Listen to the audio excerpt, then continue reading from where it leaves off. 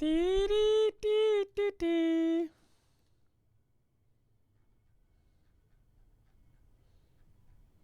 Oh, yes.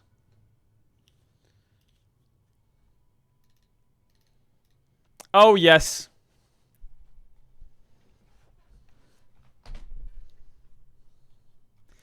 Oh, yes.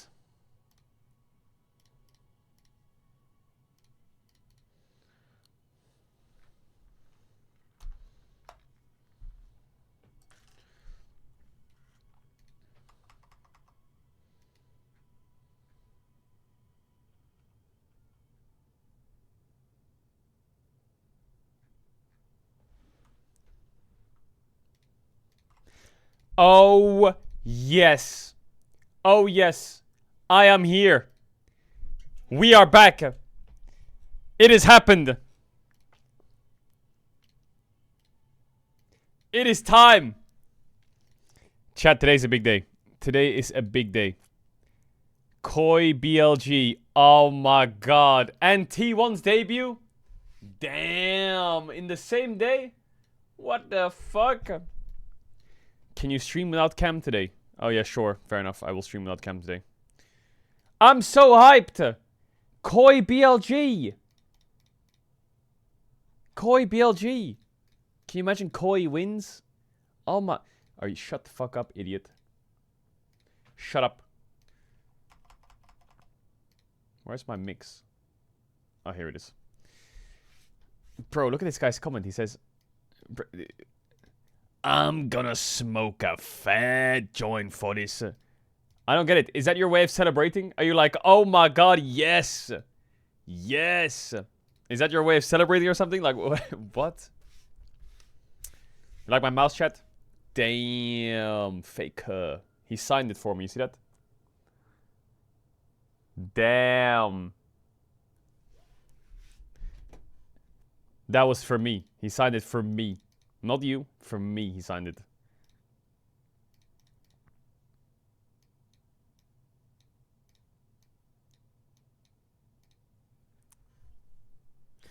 Bro, you can't do that. I have a joke for you. We do jokes in a minute. We do jokes in a minute. How are we doing, chat? 6 is good, 9 is bad. Arena? Yo, Yamato, we can do some arenas. I'm down. I'm down. I am down for some arenas. I am so down. A couple of arenas until the game start. Oh my good heavens. Jollyman's here, already ready to glaze. 10 because you're streaming. 6 because I finally get to see an MSI game live. Bro, is Ikeline just been hate watching VODs? How can you hate watch VODs? I'll never understand that. Hate watching is watching live and saying lol every time they int. And saying hate watchers lock in. Who do you talk to when you're watching a VOD? Like, who do you actually talk to?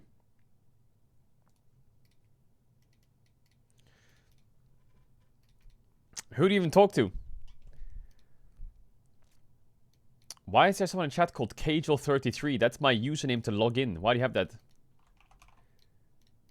Do you like say out loud, lol? Is that what you do?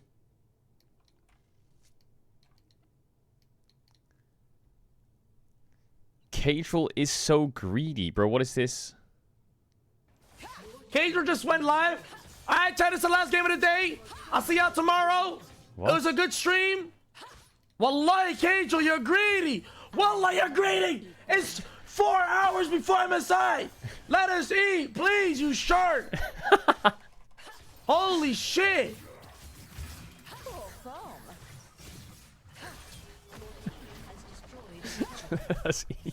Why is he playing Fiora top? Wallahi, it's 4 hours. 4 hours. MSI hasn't even started. My chat gets mad at me if I don't go live hours before the game start to like pace it up. For what? Bro, go get some coffee, go sleep, go... Bro, you bazillionaire already at this point, man. Let us eat, man.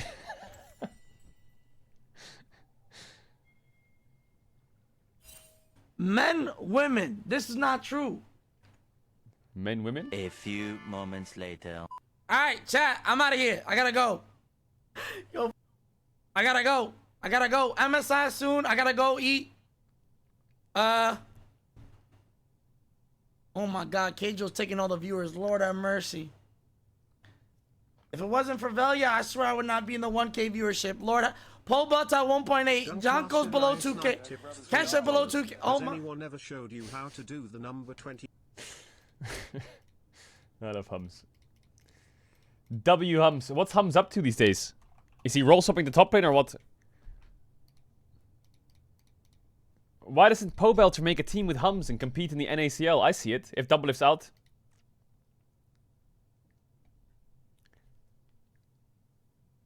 He's rizzing up gamer girls?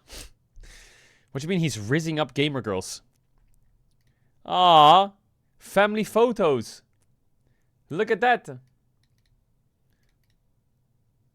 You monopolized Twitch? No, I think I just became a central hub for hate watchers, and so the viewership went up. That is what happened.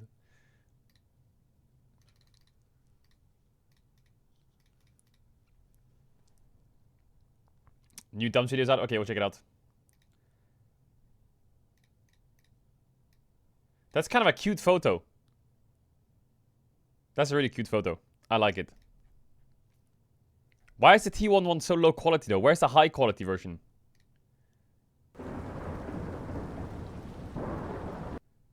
Bodies. Okay, Yamato's done a song request. Offset and JID. Bodies.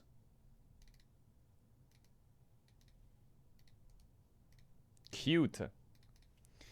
Let me swap to... What the fuck is that thumbnail?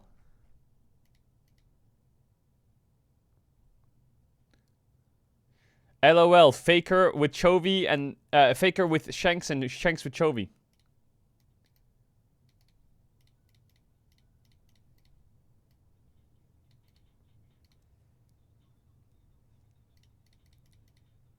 Damn.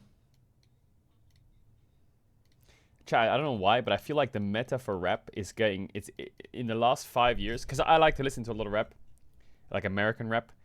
A lot of rap in the last 5 years is trending more and more towards mumble rap, and I just don't like mumble rap. I just don't like it. It just... so I like when a song like this comes out, I'm already like, okay, we're kind of like spinning some bars.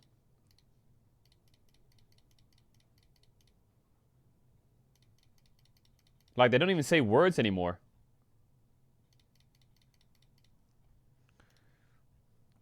Queues up for...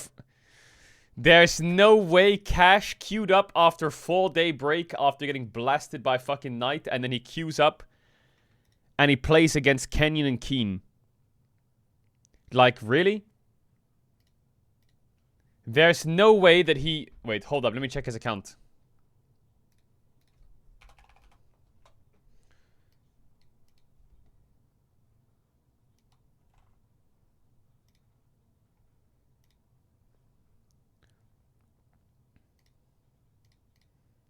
Okay, so it wasn't back-to-back.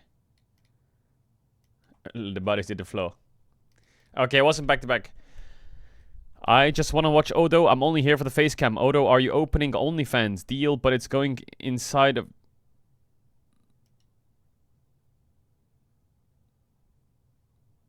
What the fuck is going on in Freak Tones? When MCoy wins one game today? Chat, I'm not gonna lie. I have a very important take.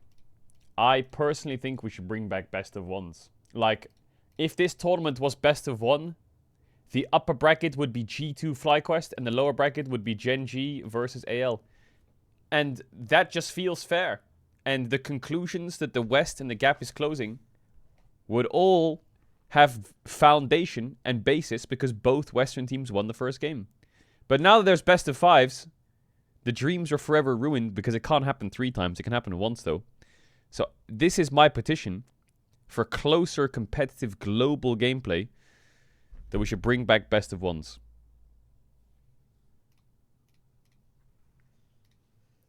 Hans, Guma, Elk.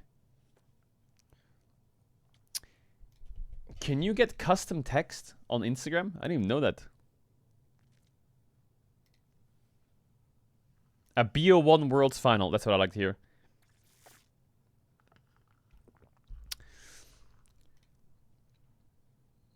It's custom Android font. Well, the good news is everyone who's winning the first game of the best of fives is losing the series. Furia. G2, Fly. So if Koi loses the first game today, that's probably a good thing. Wait, how many EU fans are in the chat? Oh my god, they're probably sitting there like, wait, a game on my time zone? A game on my time zone? Yes! Man, it's gonna be so weird. My stream schedule's completely 180'd. It's so strange. I'm starting stream at 6 p.m. Normally I end my stream at 6 p.m. and I'm starting at fucking 9 a.m., 8 a.m. Oh my god, SEA gang is not having a good time recently. Maybe EU gang as well. I will be back on normal time zones on the 14th of July. We'll be streaming all week on normal time zones again. And we'll be back. We'll be back. Pros being asked what player they want to play against. Bin says Zeus, but Faker's here. I'm happy I can play against him. Peanut. Zeus, Viper, Lehens, and Viper. Ah. The fuck is that? FlyQuest Game 1 versus FlyQuest Game 2. Hey! Hey! Chat, what? Actually, this photo goes kind of hard. What the fuck? I don't know if it's the quality of the camera or the lighting or whatever, but that photo goes insanely hard. W photo. Ona looking good. Why saying lol bottom right? Oh, there's a lol in the bottom right. Someone says, you sure? Question mark? Damn.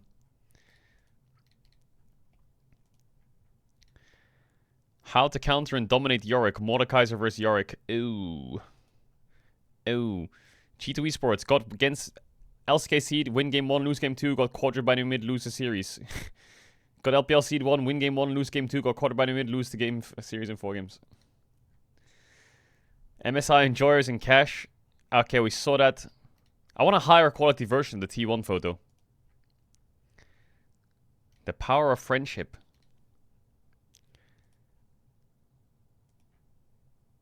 What else? What else? What else?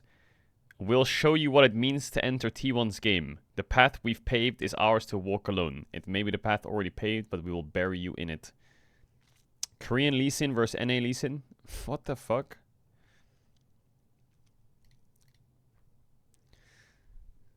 Okay. Where's my playlist at? I think the drafts today were fine for the most part. They weren't the issues at all. It came down to individual play mistakes. Masu in a press conference. Ooh. I think the drafts were problematic. Problematic. But any player that says, regardless of draft, we can win, respect. What is this? One cosplayer living in the East, far North America, wishes FlyQuest a victory at MSI. Okay. What the fuck is that? Bro, why does he have... Am I... What the fuck? Is that...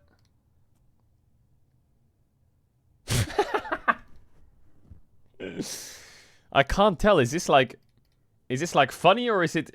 I mean, it's funny, right? But like... Is he saying FlyQuest is ass? Is that like a... Is it deep? Is it that deep or not?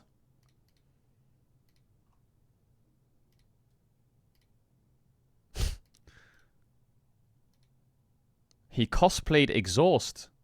What the fuck? He cosplayed a Ward. Holy shit. Wait, this guy's cosplays go hard. He cosplayed the Honey Fruit. Well, this guy's insane.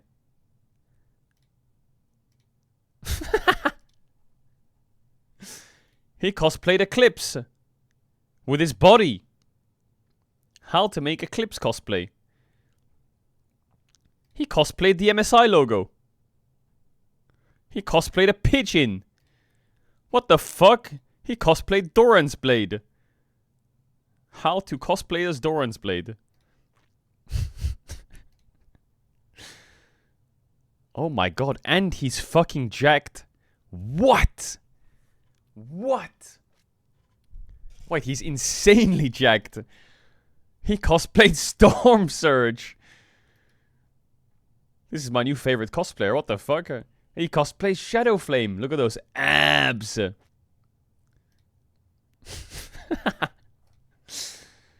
Oh my god. You know, he cosplayed the T1 and the KT.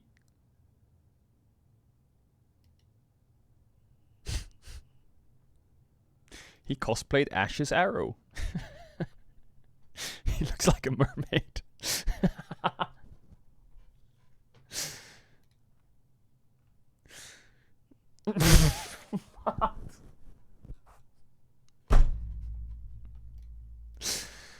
What the fuck? He cosplayed Ghost. This is complete illness. Holy fuck! How is he so fucking jacked? Okay, that was good.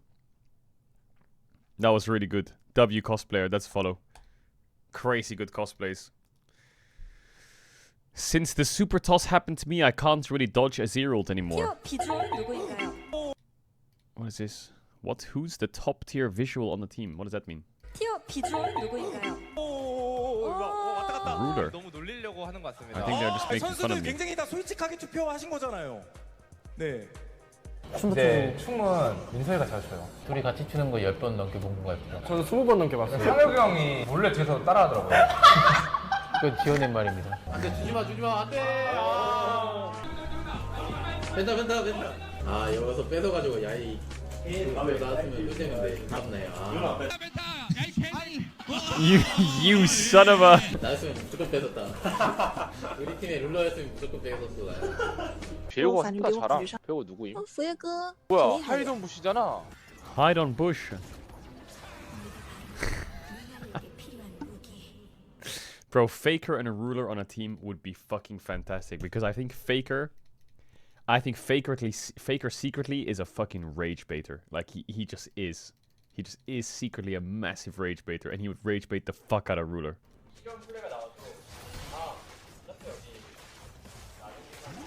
아니 이코 형 나만 보면은 레드를 뺏고 싶어해. 근데 레드가 맛있나 봐.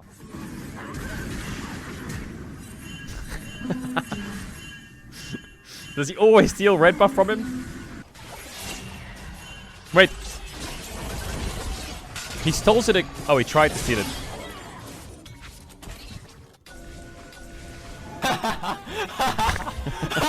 정보가 없잖아요 저희는. 근데 생각보다 장난이 많다. 숨겨진 게 많습니다.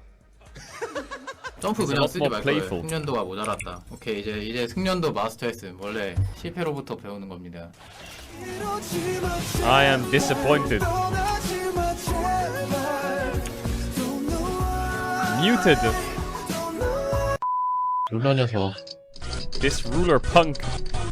슈퍼토스 당한 제가 저때 이후로 아지롱을 잘 못 피해요. 네, 진짜로. 아니 근데 친창에 상혁이 형 있지. 레전드 상혁이 형. 너넨 없지? 친하냐고요? 상혁이 형 친하지. 아마도. 나만 그렇게 생각하는 걸 수도 있어요. 18년도 악겜 끝나고 상혁이 형이 그냥 싹 손절했지 날. Cut him 악겜 off. 끝나니까 갑자기 존댓말 하더라고 나한테. 안녕하세요 하더라고. 그래서 형이 그만큼 상혁이 형이랑 또 안 친하다는 그 증거 아니야? 너도 안 친하잖아. 상혁이 형 귀여웠어. 여러분들 여기 보이세요? 하이돈 부시? 부럽죠 님들. 하이돈 부시랑 친구예요 저. Ruler is such a Faker fan.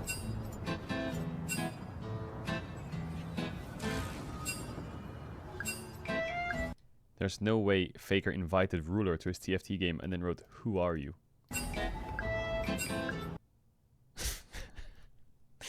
Nah, he is the biggest rage baiter ever. It is not even a secret.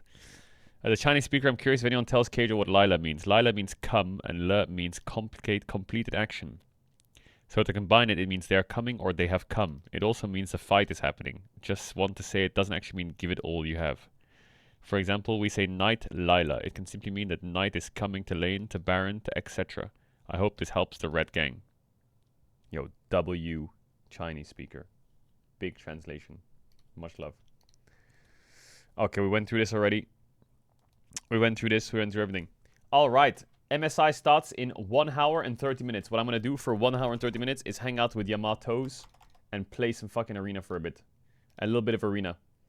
I will win arena, I will play random only, and I will rage bait you with the things that I choose. So just be ready for it. There's a new Dumbs video apparently, so I'm gonna open up my YouTube right now and I'm gonna type in Dumbs in the search bar. We already saw it. Wait, are you talking about the welcome to Elo Hell? Oh no, it's the Jace. Oh no, that's Jurthud. Are you talking about the fucking where we already saw the welcome to Elo Hell? We already saw it. Where's my fucking... Oh, here it is. The new MCOY video is hype. Okay, we can have a look. Hold up. Ooh, we got a behind-the-scenes vlog. Oh yeah, I fuck with that. That's their practice room?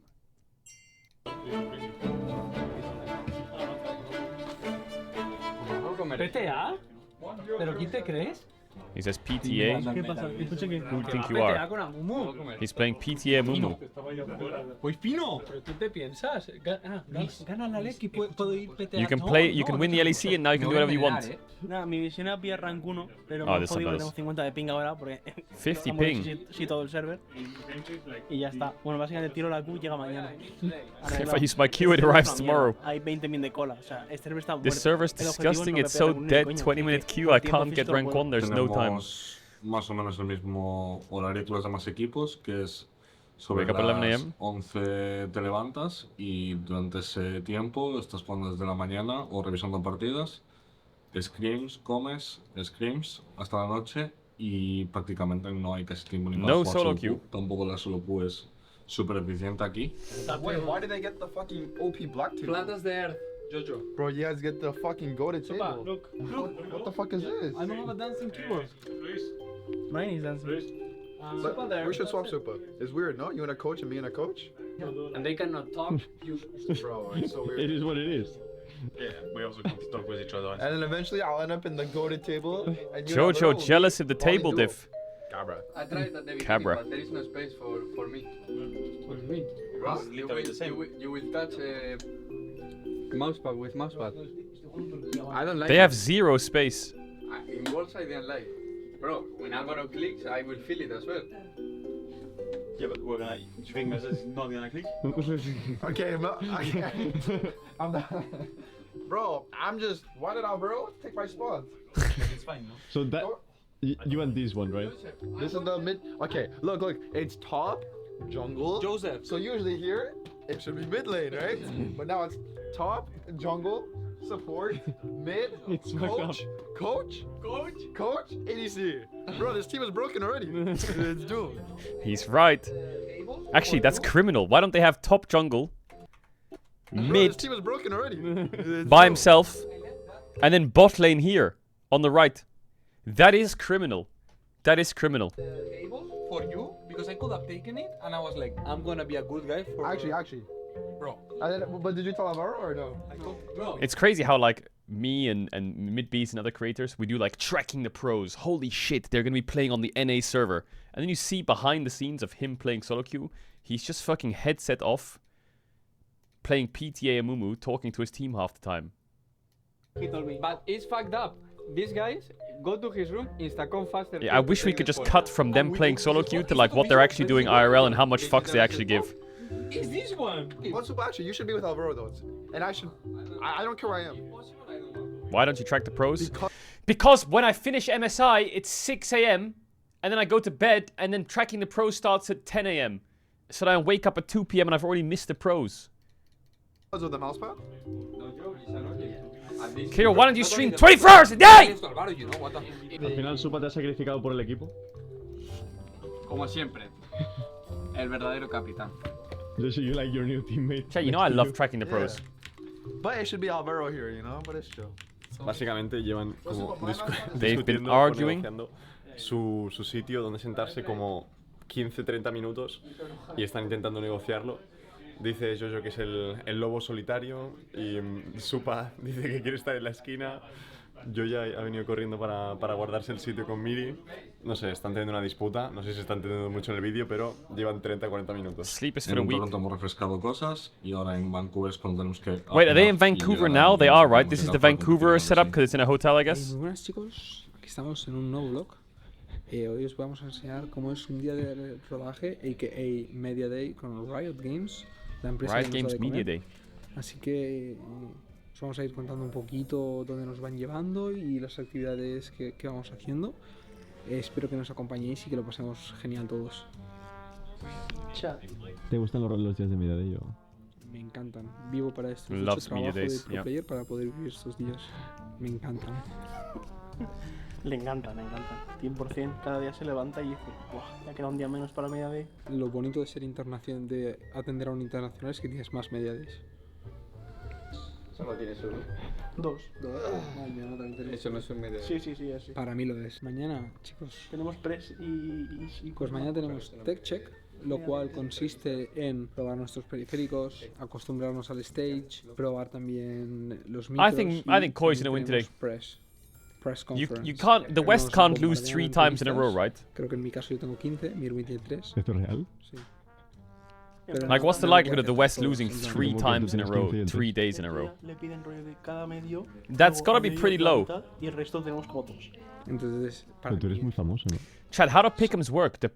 Are the pick'ems fully locked, or can you change your pick'em still depending on the series that hasn't been played yet? soy famoso. Es el owner del equipo. Supa, ¿tú tienes ganas del content de hoy? They're fully locked? Sí, porque me gusta conocer ciudades nuevas y vamos a conocer Vancouver. Y la verdad que... ¿Qué vamos a conocer? Vamos a ver un sitio importante de Vancouver y la verdad que me apetece. Nos van a grabar en un sitio guay de Vancouver. Bro, where's the content? ¿Te lo han dicho? Here we go. Koi arriving.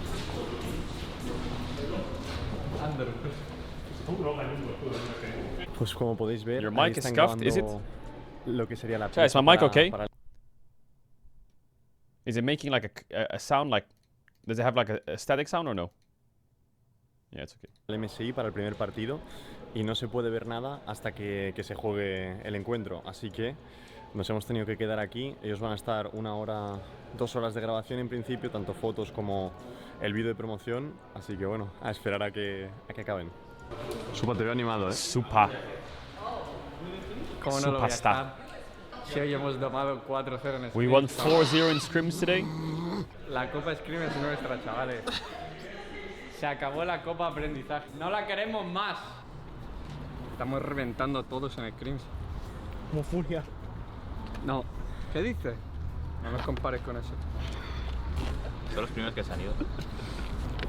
Los primeros que vinieron. Don't you dare tell me they like lost to Fury in scrims. El water drop te doy 50.000 euros. Pero queda muy bien para que 10.000. Tírate con eso. para que se vea la plataforma esa. Creo que no me paga la reparación de mi cuerpo. El Luis Te doy lo que pidas. Yo, PX sending to the 5 gifted. Gamo G2. Gamo G2. Piensa en el 5-man show. Por los pickens, bro. ¿Juega Easy Love? No. Entonces G2. Vamos con los. Excuse me. Nah, G2.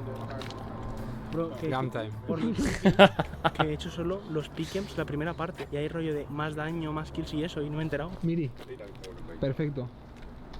Pero un momentito que te saco el frame. Buah, qué duro que vas, niño. ¿Me estás tapando todo el sol con tu cabezón gordo? ¡Qué bien! Buah, ¡qué bien, niño!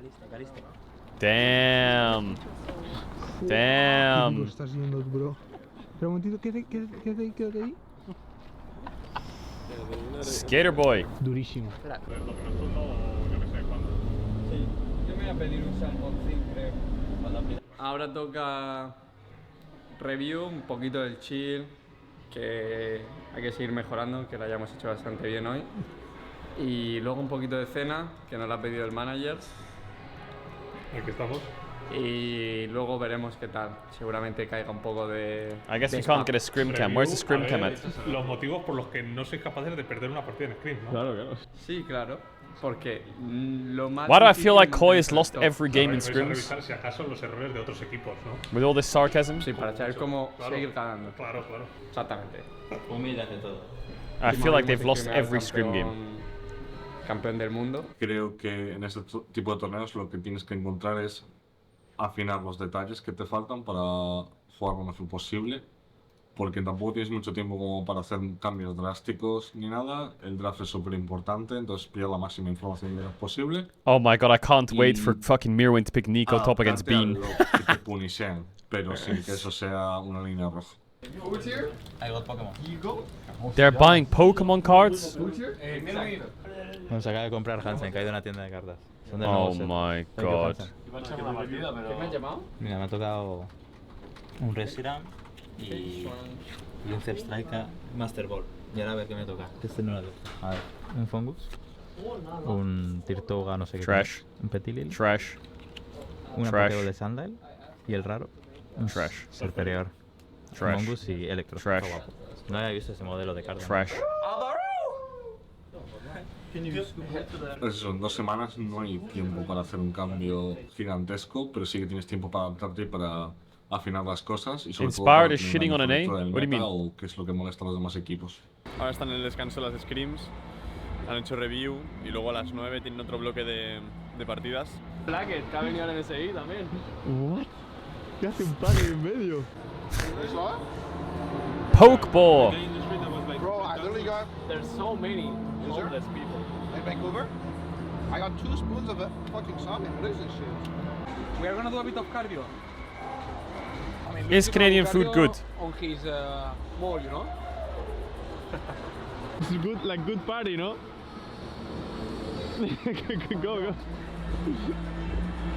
Bro, these buildings look massive. Tiramos MSI ahora, luego vamos a ir a EWC y luego ya Oh, empiezas yeah, they have enseguida el tercer split de la LEC y tienes que hacerlo bien, que va a ser como más corto porque juegas solo 4 o 3 y luego ya vas a playoffs y eso es clasificarte para Worlds. Entonces tienes que medir bien los tiempos de descanso para que no acaben muy quemados y puedas llegar a piquear bien en playoffs otra vez y poder competir y ganar la LEC en Madrid. Do you think we are now worse or better? Better? I think related better. Then in playoffs. I mean, I never playing worse on a team, but I knew I better. If that makes sense. Yes, that's totally professor. That's exactly what is happening. And now why we are playing worse as a team is because now we are playing faster, and with faster, I don't mean going on rushy plays. We were kind of like a mad team in terms of how we were playing, but I'm seeing these days plays that are really good, but we are not used to play that. Can you show examples? Yes, and I think, for example, someone that level up a lot is Jojo. And the plays that I'm seeing he's doing are really fucking good if we know how to adapt to that. These kind of plays that are going bad because details and we are not used to that. But if we are able to master it, we are going to be doing the same but way better. So what's happening? I don't get it. And it requires, of course, because if we are playing like this, that we work a bit more in areas to control. Are we cooked, like, chat? Be more fluid or how to say it. Dynamic, because for example, here we saw an angle, we need to readapt to that as fast as we can. Like we need to understand that the fight is not happening here anymore if we are going for this.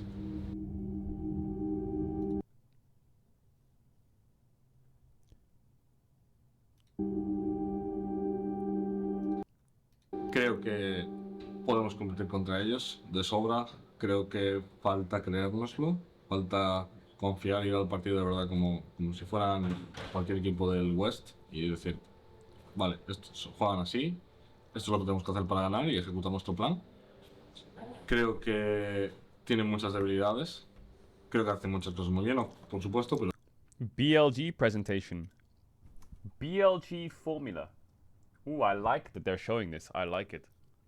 I really like that they're showing this. They're preparing so hard for BLG. This is on the first. So this is 2 days ago. Creo que tiene muchas debilidades como a la hora de seleccionar fights. Enhance! A veces las hacen muy random.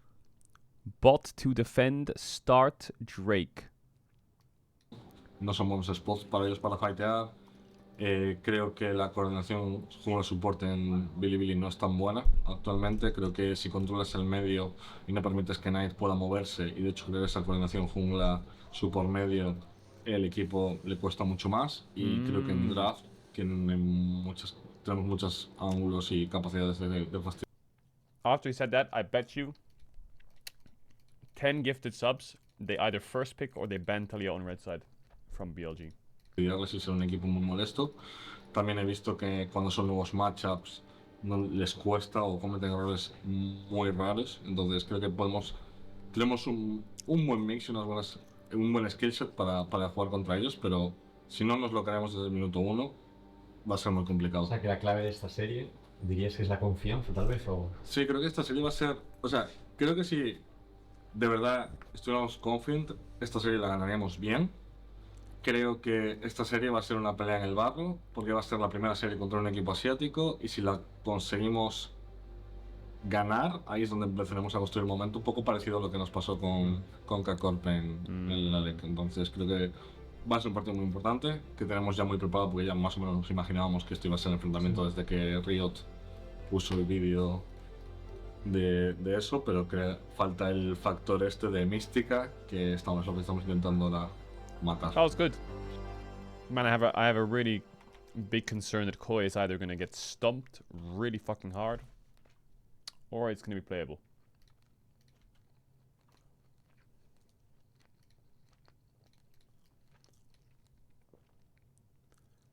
I don't know how I can improve that much in NA. We win because the enemies can't control their champions as well as the Asian teams. I respect Caps a lot, he's a goat. Every time we play against him, he always shows up.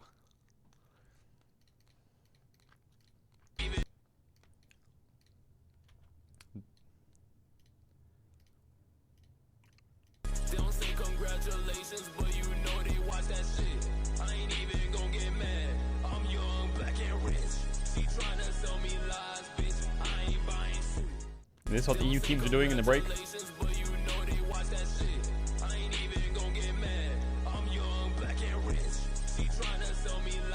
Holy fuck. Aura farming. Okay, where's Yamato cannon at? We're gonna do an arena or two.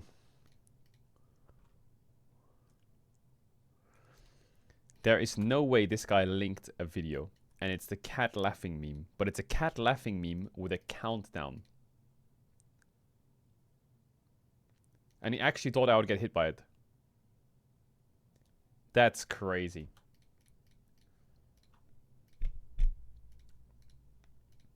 Hey, Yamato. Hello, Bugs Bunny. How you doing, bro? What do you mean, Bugs Bunny? What the fuck? Oh, you got Bugs Bunny energy, bro. It's a good thing. Oh, okay. Yeah, I'm doing You good. know- How are you doing? How are you doing, Winnie? Winnie. Winnie the Pooh. What? I think I got stoner energy or what, bro? Winnie the Pooh. Is Winnie the Pooh a stoner? What the fuck?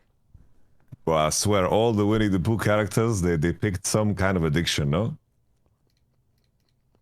Like who? Think about it. The Tigers, for sure, is on cocaine. Winnie the Pooh's got munchies all the time. The little pig is going through something. You know what I'm saying? You're right, actually. What the fuck? Kind of dark, no? That is really dark. When you just did that.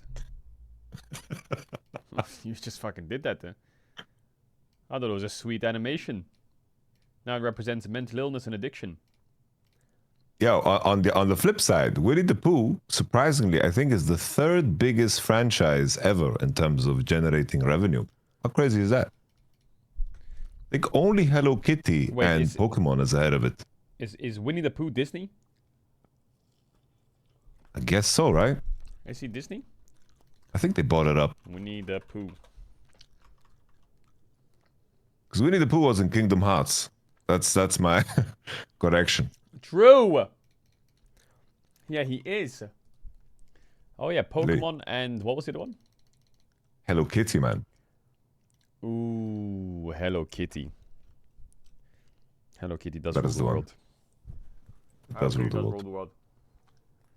Sorry, I'm just eating real quick. I'm ready though. Yeah, same. Invite me, bro. Actually, you're not online, bro. Maybe I'm on the wrong account. What's your name? Yamato Cannon with 4 sevens. Boom. Caedrel. Alright, queue up, everyone queue up. It's crazy to me that NA server. I was watching the Koi vlog, 20-minute queue, 50 ping. Yeah. Yeah, that's not a No, complete every waste of time internationals are in North America, everybody gives up. Like when I was in New York, there was not a single player from the Eastern teams in solo queue, but they all just scrimmed and said till 2 a.m. But at least we had, you know, some what's that queue called? Champions queue?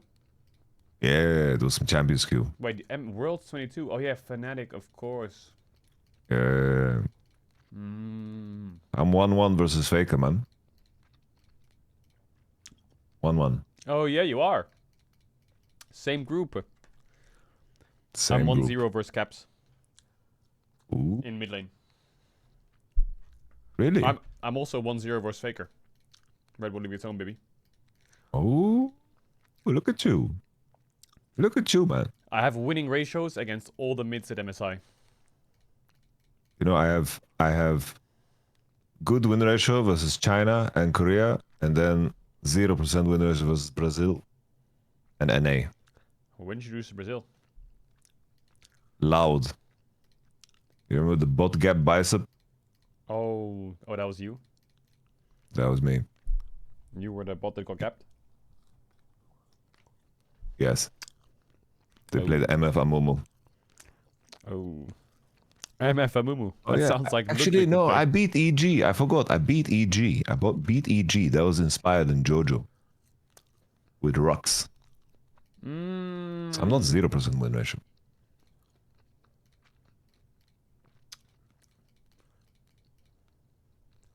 Well, I lost 1v1 to my mods anyways in Twitch chat, so I can't really talk. You lost against your mods. That's crazy. You know you have to give them the channel now.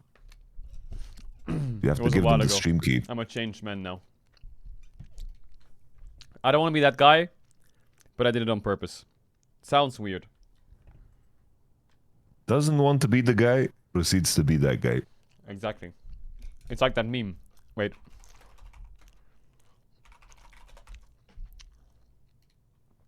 This meme, you know this It's meme? like those... What's the meme?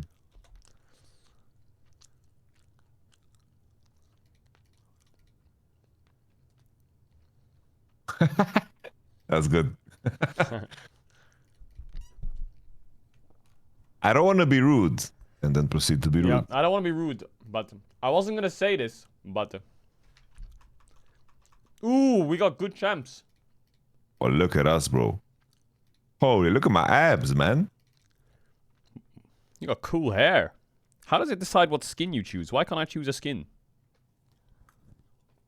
You don't have skins, bro. Yeah, I do. No. Why can't I change skin? That's so unfair.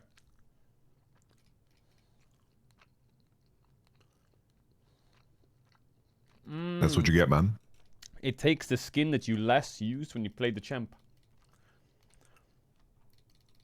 So I never played Swain in my life. Well, did you see the new Samira skin? No, is it in Wild Rift? No.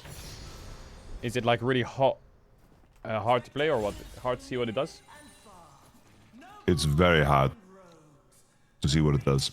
Ah. Ooh, this is kind of cool. Red and blue.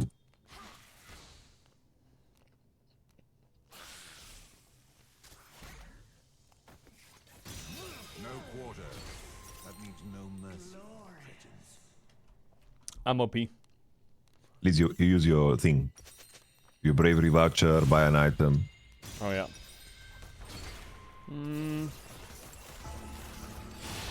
Buy a house. I'm OP. We win this 100%. Agreed.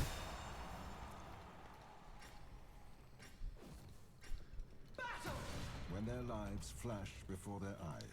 Right. I'm ready to go. Holy. Hook me. Hook me, Peter. Yeah. Wait, what the hell?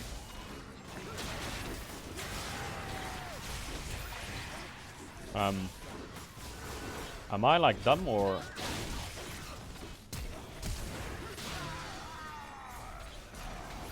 Like. That's okay. They don't have damage. Hit the plant. Hit the plant. Hit the plant. Caedrel! Yeah. Good. Good. Good. Good. Good. Good. So Okay, I'm gonna spawn with less HP. Let's kill Blitz. It's all a plan, bro. Bomba clat! No one's doing damage. Oh, you got this was intentional, so you get so many stacks. Damn. You got a Raven flock. Raven. Bro, Koi's gonna do well today, bro. I feel it. Bro. La gente es muy loca. And Koi's gonna pop the fuck off today. I can feel it as well. I got that good feeling. I got that good shit. All the Spanish I know comes from movies and songs. Eres el puto amo. Eres el puto amo. Koi. Koi. Yeah. Si, señorita. Holy Caedrel, I'm drinking a Red Bull right now. Oh, yes. What flavor? Lewis Hamilton. Okay.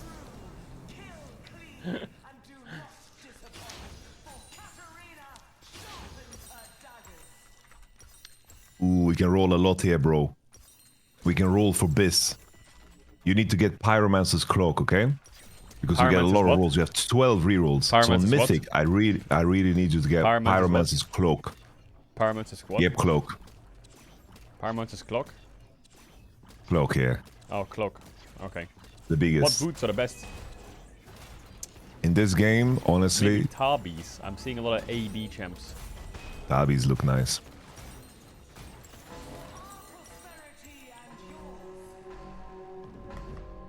I'm a tanky boy, Yamato. I'm a beefy boy. I cannot lead if I allow. Holy Nuno gives me flashbacks to what we saw. Skewand.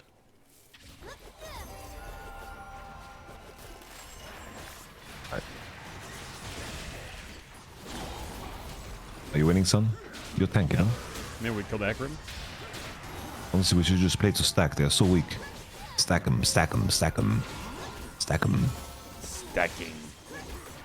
Stack them. Stack them.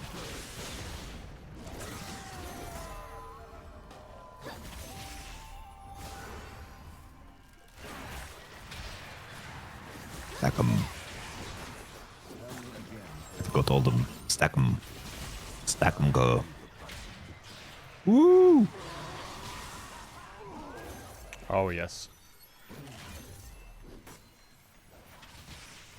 Oh, let him res. Let him res. Let him res. We're gonna stack him. But I'm not taking damage. It's crazy. Just stack him. Stack him. Stack him, Caedrel. I'm stacking. Take the plan. Take the plan for CD and stack him. Holy fuck, I got so many stacks. Stack him. I got so many max for seconds. Alright, please, please, get yourself the Pyromancer's Cloak. I think that's peace for your champ.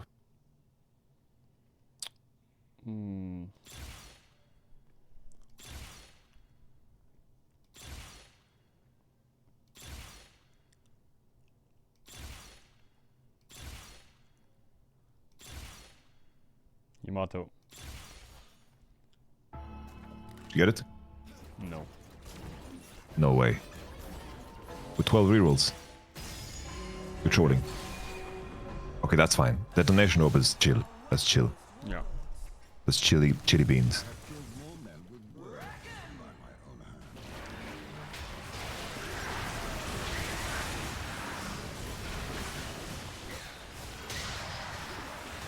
Alright, keep sucking him. I'm gonna go take plants, bro. I don't think they can kill you.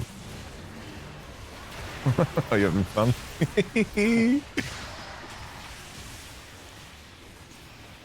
I ult again. I'm coming back in. Almost like perma busting him. Perma busting? Now we know what Caedrel would use a time machine for.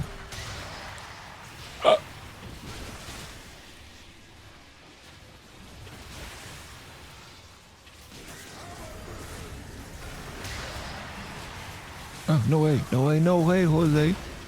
Oh, oh. Oh, this guy still have his ult on.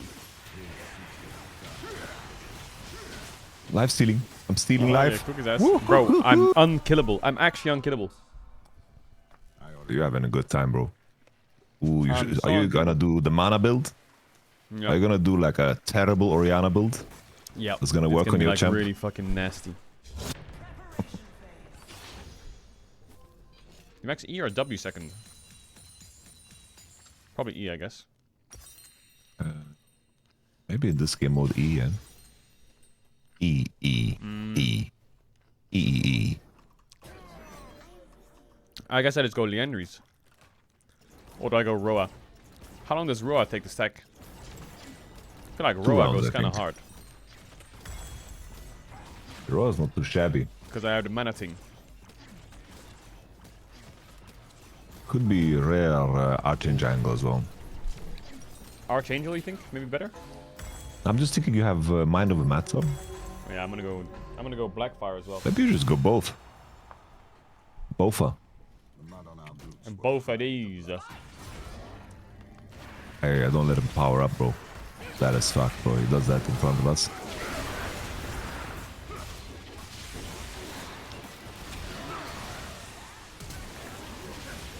Okay. This is such a free one. Look at you. Riot.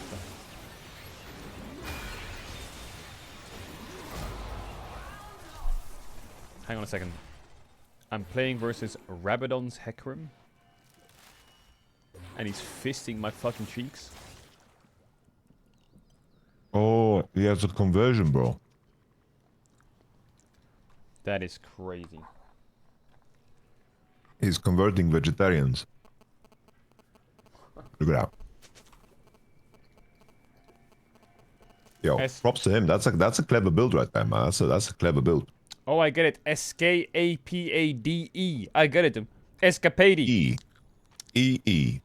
Escapade. Yes, yes.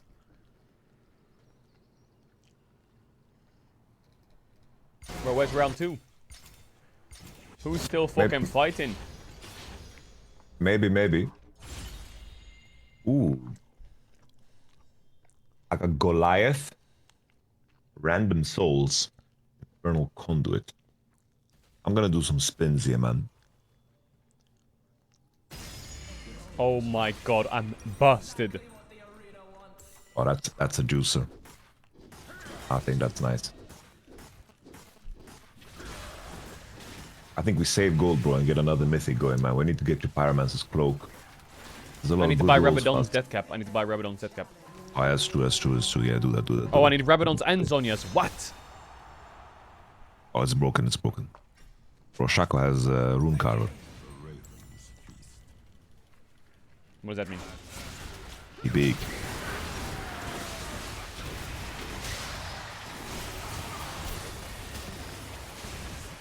What are these Ezreal ults?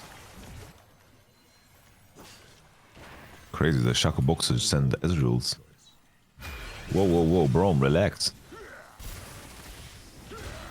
This guy serious or what? How about a magic check? I guess I have the Oh, he's raising.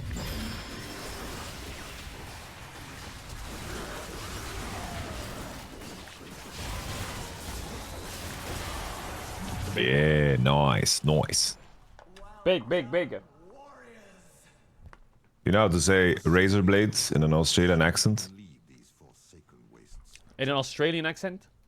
Yeah, just read that out loud. Raise up lights. See? Raise up lights. Raise up lights. now you're ready for an outing in Sydney. Australia, mate. I've never been to Australia, but I don't want to get bit by a snake. Yeah, I wouldn't want to get bit by a snake either. Wait, I need to buy Rabidons and Zonias for Woglet's Witch Cap. Yes, sir. It is worth it, right? Yeah, it's OP. It's really OP. It's not...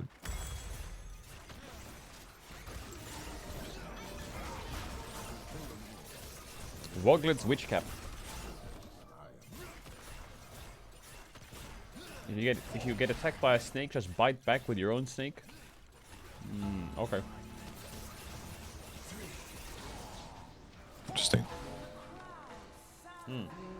Hey, you need to carry me this round, bro. I'm skipping. Skipping what? Is it not enough for Noxus to be strong? I didn't buy item. Oh, this is a snap. Snapzilla. Oh, I'm taking bottom plant. Hey, having a good time? Yeah, Jin's reloading.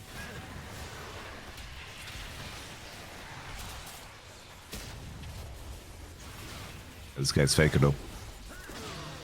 Got him. I keep forgetting to press R.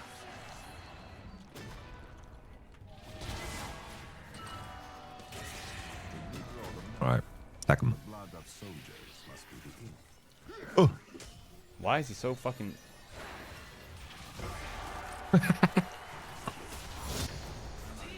He was the best.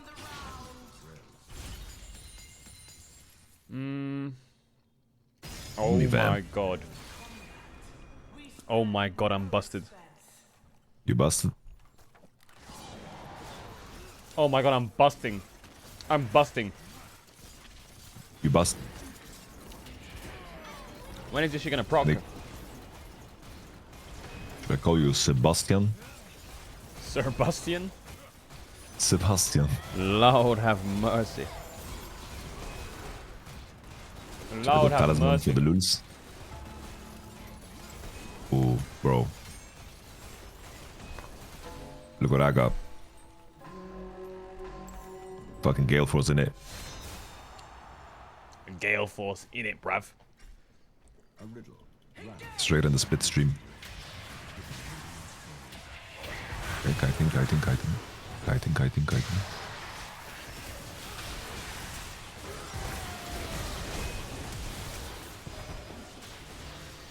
Woo! Yeah, buddy.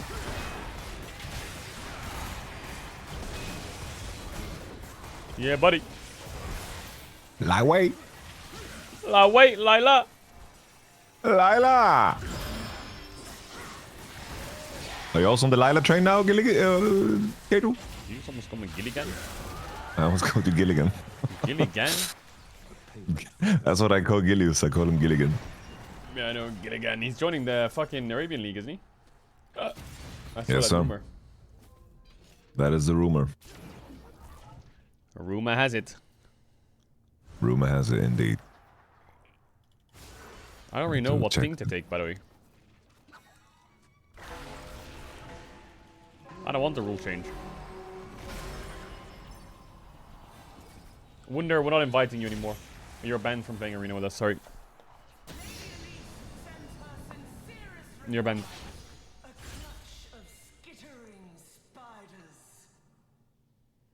Left.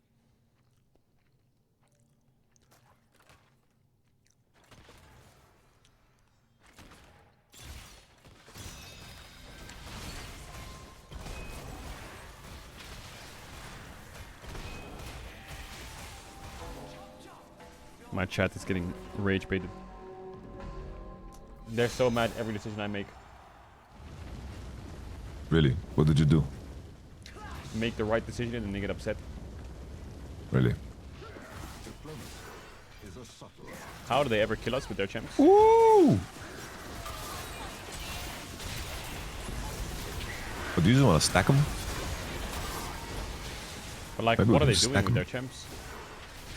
Wait, Maybe what is this? I'm maybe getting they sucked maybe dry. they did bravery. Maybe they did bravery, bro. I'm dead.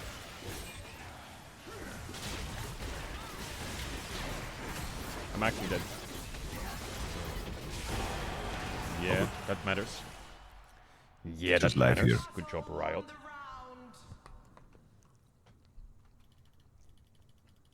Have we lost yet? We lost once. one time. To the AP Hecarim. Oh yeah. Happens. Actually, Wunder wants to play, Jankos want to play. Do we just reunite them? I'm gonna do 1v1 with my child this one.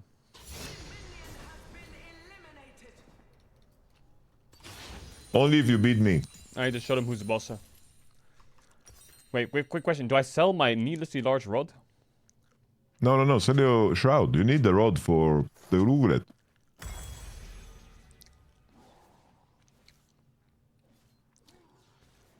Holy shit, I've got Wooklet's witch cap. Oh my god. It's giving me 300 ability power. What? Is that fair? Hmm.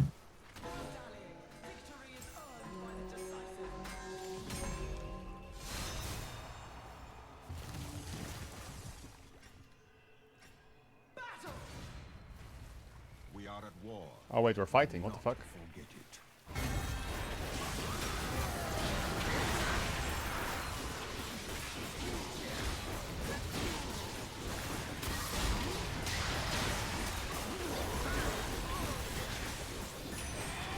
Oh, get him, you model! Holy. He ate me, bro. Oh, I'm back.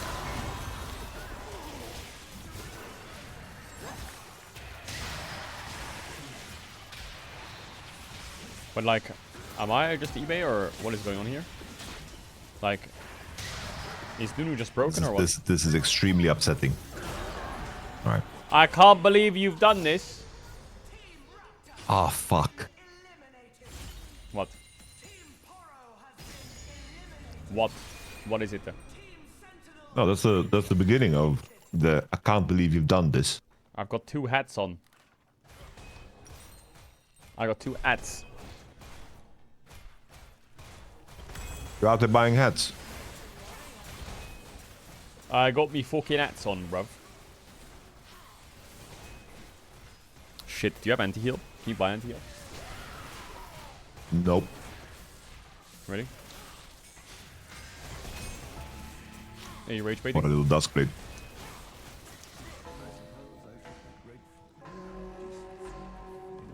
Broom. I need some penetration. Same. My Roa is bugged, by the way. It says after 2 rounds it'll upgrade. It's still not upgraded. That Galio has more fucking... What the fuck?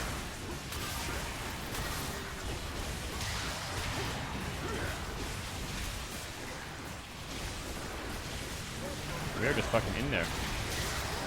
Look at my open my item is his max health is disappearing, bro.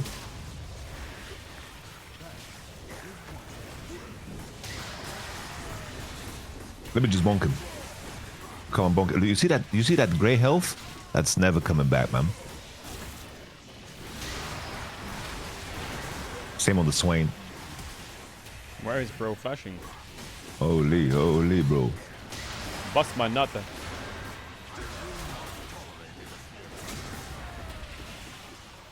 Alright, just stack them. Stack them. Yo, Mark, I have to say you've gotten more freaky lately in your language. Usually I'm the freaky one, you know. You've gotten more freaky, bro. I don't know what it is, but the freak inside me is just coming out. And nothing. It's just the late night streams, huh? It's like yeah. It's the sleep sometimes when we're there at 5 a.m., bro, it gets freaky. Just gets me really horny. When I do my rundowns after the stream at like 6 a.m., it was like the angriest rundowns ever. You do angry rundowns? I do like I post every series internationally. I have a tradition to do like a review, you know? Yeah. Ooh, bro, I have Fate's Call. Wait, never mind. Parasitic relationship. Chad, should I sell this fucking Rod of Ages? Is this serious? Like, what is this fucking horseshit? That is kind of booged. Wait, you are level 18 to mine 17, so it has procced. It has procced for sure. But it just has 1 stack on it. Oh, it's already procced. Yeah, maybe you're right. Yeah, but you're 18. Okay. Well, we're just gonna win this arena for free, or what? Are we that good? Mm.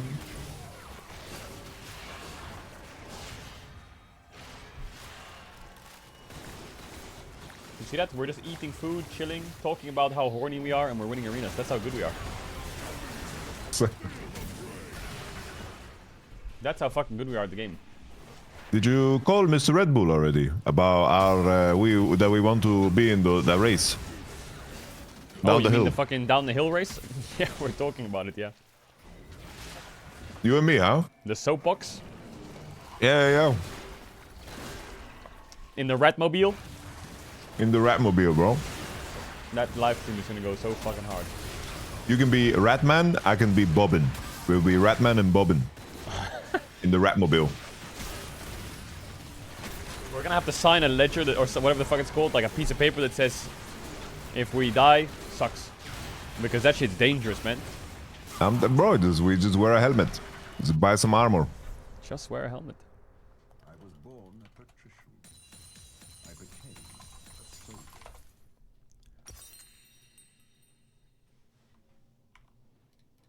Just buy a helmet, he says. When I met you in the summer.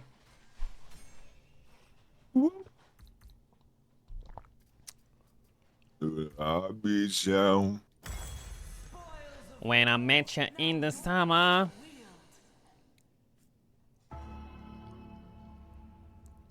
That's a stupid item. I'm buying a hat.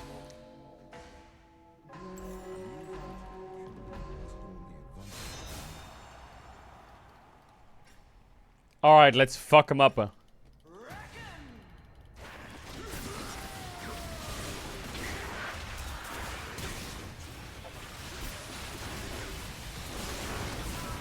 Whoa.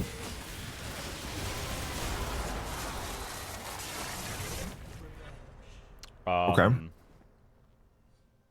Not gonna lie, this Graves snapped my neck, bro. Sideways. And frontways. Who do we play against next? Team Grump. Team Grump, yeah. It's based Mendes and Scarrett 02. I could buy... They're I'm not gonna buy, I think. I'm gonna save my money, because we get money next round. And then I can buy... What is it called that I need to buy? Where's the cloak? You're gonna RNG it? Maybe... Wait, can I not just buy it? Can I just buy the Pyromancer's cloak? No, it's a mythic better. You gotta roll it, bro. It's gotta roll the dice. I do so enjoy explaining things. Now, rats and mice, the same thing. Wait, he's getting healed when he pulls me. Yeah, that's Swain, brother. No, but like shielded, sorry. Oh, okay. I don't know what the fuck's going on my screen, but hopefully it's winning. Let me marinate Galio.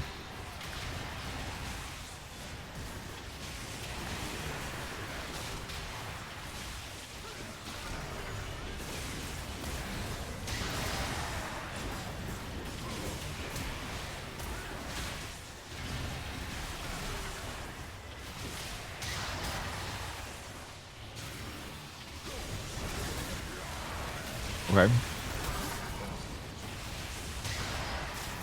Oh, nice. I forgot about the Kakuna Matata thing. Are we losing? Bloody hell. Wait, there's no revive in the cocoon? I can't res you, bruh. That's crazy. Wait, we skipped the next round, right? I believe so, my friend. I need to restructure my inventory a bit here.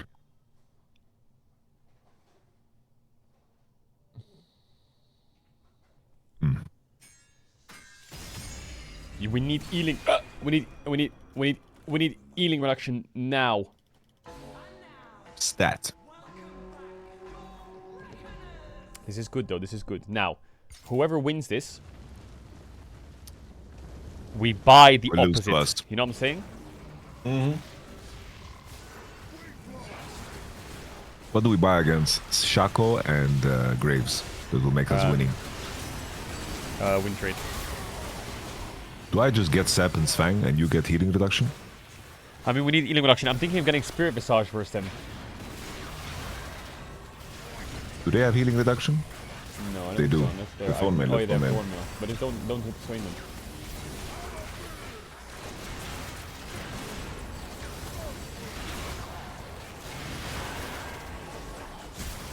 I'm gonna get a Spirit Visage, I think. Or should I get a Morello? I mean, I think we... Maybe I should just get Morello. I always get Morello. Should I sell Roa or should I sell Leandries? No, bro, look at their HP bars. We gotta I have definitely sell Leandris. Roa, right? I mean, we gotta have... Yeah, sell Roa, bro. You already got the level up. Alright. Alright, Big Daddy. We gotta win. So should I buy Serpent's Fang? I'm buying Morello. Like, it's just happening. I'm buying Serpent's Fang. Fuck. Am I buying Serpent's Fang? I'm buying Serpent's Fang. Bruh. Oh my god, I got so much good stuff. Chat, I'm not gonna sell Crowny. I have this. Mine to Mata.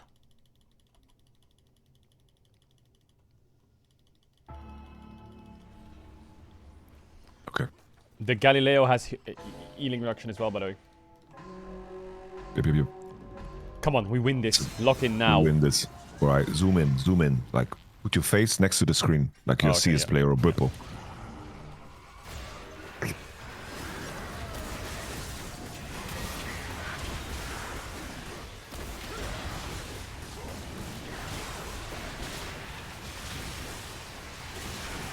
I have healing reduction.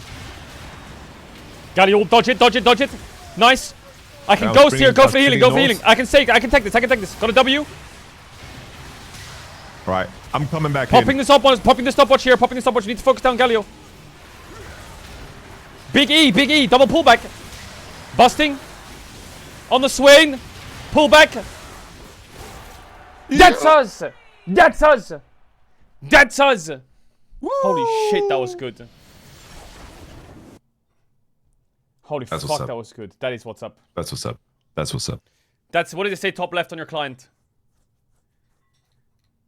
It's loading. It says first place. It's loading. What it says. How did you double my damage? What? That's gotta be fake. It's loading. That's gotta be fake. Oh, my client doesn't respond. Oh, there it is. First place. Come on now. Scoreboard. Oh, bro, you got cooked in the damage department. Look at that, man. Whoa! I'm a tank, bro. Damn. I'm a tank, man. What the fuck? Look I'm your at me, teammate. bro. You Look can't at fucking... me.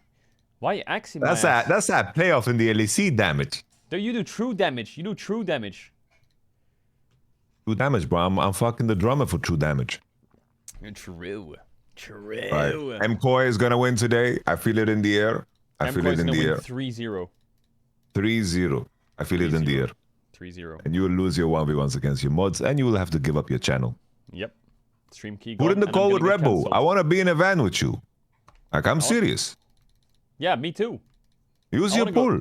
I need to be able to abuse our friendship for something. Like, I want to be in a Red Bull van, bro. Jesus, a little. okay, calm down, Winnie. I want to roll down the hill, man. Winnie and Bugs Bunny going down a hill. Yes, exactly. Winnie and Bugs Bunny going down it. We can break the speed limit record. Who's driving? Who's driving? Because whoever's not driving, You're driving. I'm like, Bro. I'm gonna hold you tight from behind. Like I'm gonna spoon You're you. gonna get so one shot. You have a driver's license and you speak Spanish. Come on now. Come on now. Alonso shit, man. Alonso shit. Come on now, bro. We need a good car, though. We need a good car. Look at the best car. I need you to fast But we before can- the day starts as well. We need to be low weight. Yeah, sure, bro, sure. Low weight, We're big- gonna big go in speed. a sweat lodge. It's gonna be like a whole movie, bro. Netflix is gonna buy the rights for it, bro. Like our preparation and shit. Yeah. And then The we're gonna win behind the it. scenes. Yes, sir. Yes, sir. That's what's up. All right. All right. Enjoy MSI, brother. See you later. Next time I see you, we'll be in a fucking heatbox car. Freeze. That's what's up. We get freaky in it. Okay, he didn't hear that part. He left before we could hear it. I want to get... He didn't hear that part. He didn't hear that part.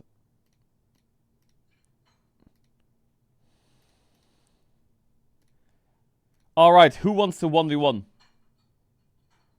Did I close my client? Oh my god. Fuck it, we're not doing 1v1s.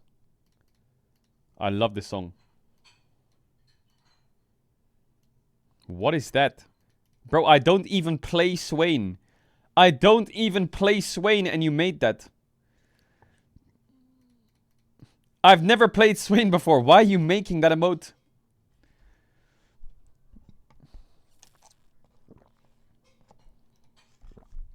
Why are you even making that emote?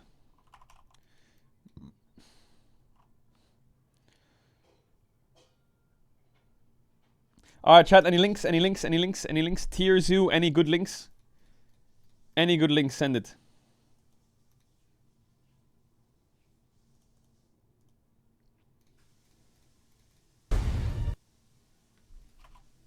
Ten new skins for Wild Rift.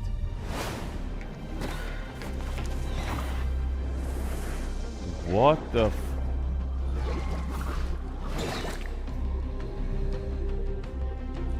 Summer Party Aurora.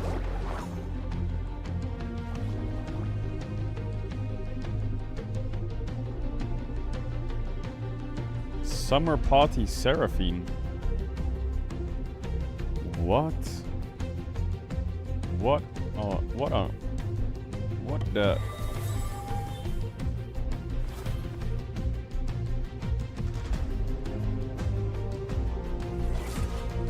Summer Party sub...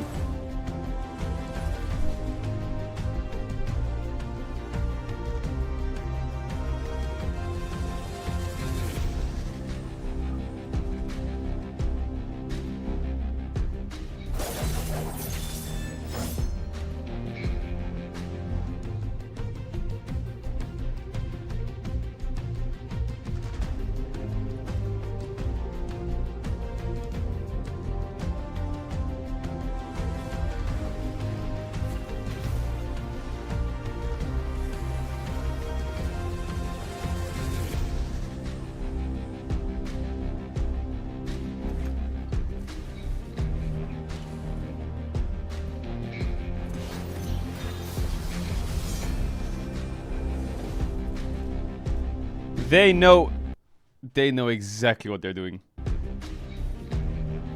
All four of them at the first part of the video as well.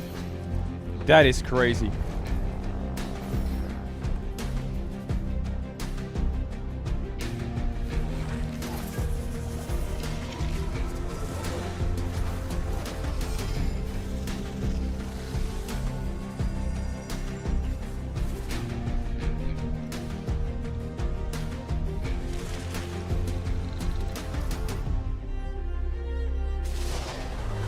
Oh my god, Heimeringer!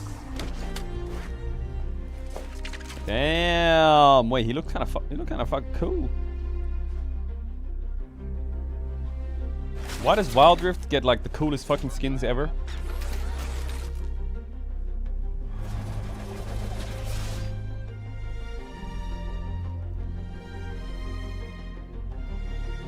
I swear!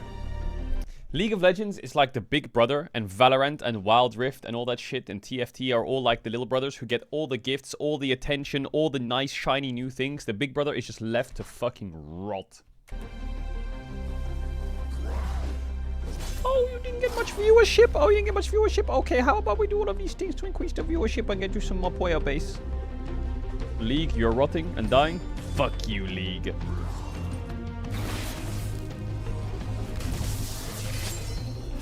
In fact, fuck you so much, League. We're gonna take away your good HUD and replace it with a bad one because fuck you. Yeah, thanks, guys. Thank you. Thank you. Appreciate that. That was definitely something that needed to change. Thank you. That was great. You know what they can never take away from us? You know what all of their esports don't have that ours does? Faker. That's fucking right. Take that. Take that.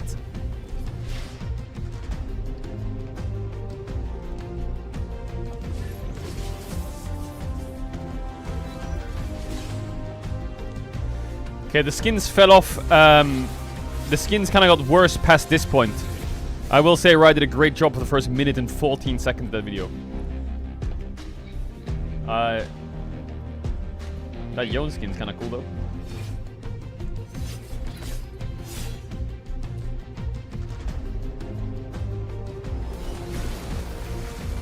Arclight Vel'Koz. We have that in League. Take that, Wild Rift. Get a repeat skin, sucker. They just copy-pasted that model from our game, idiot. What the fuck is this?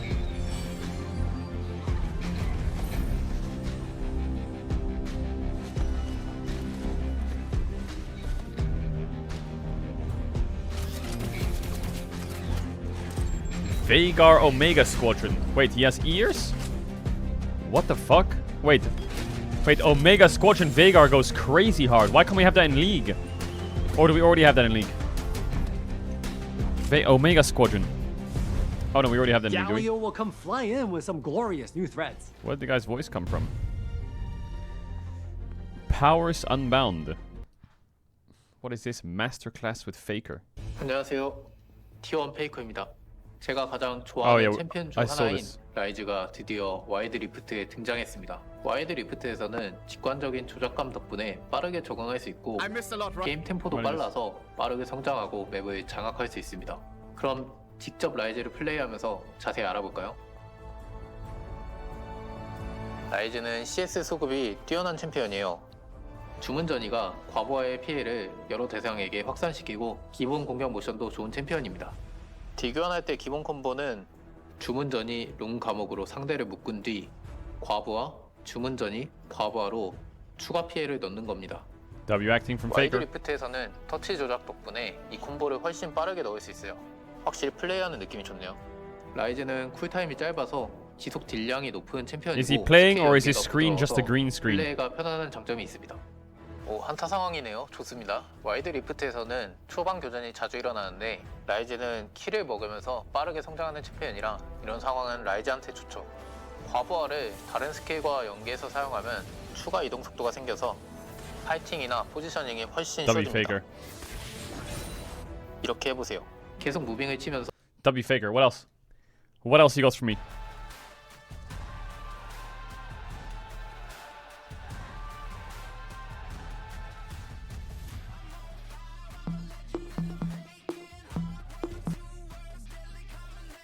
And welcome to a 20. What is that?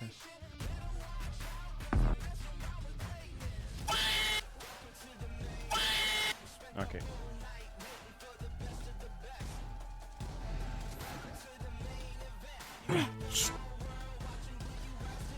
I just want something nice to watch.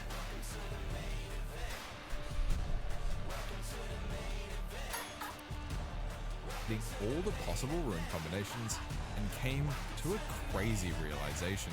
As a player right now, like you, literally you watching this video, can go into the rune page editor and create 393,660 different unique rune pages. If we then allow every player in the lobby to do this, the total number of possible games with different rune pages becomes an absolutely ridiculous 89 septendecillion different games. And everyone still takes Conqueror. Although we aren't quite there yet, we are getting really close to beating that deck of cards number from the start of the video.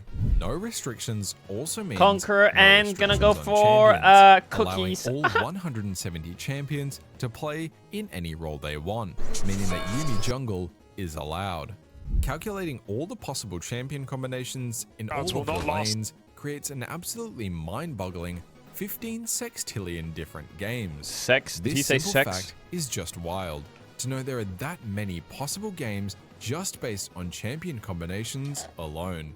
It makes me wonder how many champion combinations have really never been played before, and how many games may never be played in League of Legends history.